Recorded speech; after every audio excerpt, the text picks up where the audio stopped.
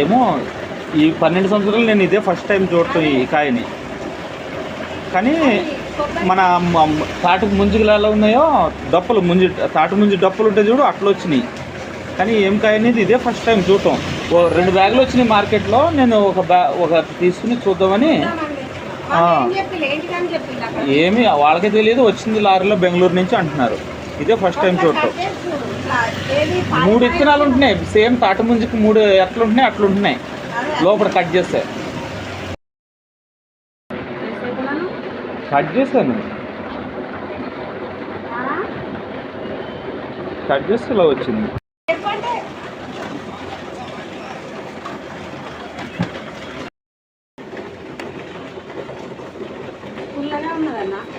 అదే మన తాటి ముంజు డప్పులో వస్తుంది. ఇదిగో కోసే, ఇక ఇది ఇక్కడది గింజ కాదు, ఇంక ఇట్లా ఏవో గింజల కింద ఉన్నాయి.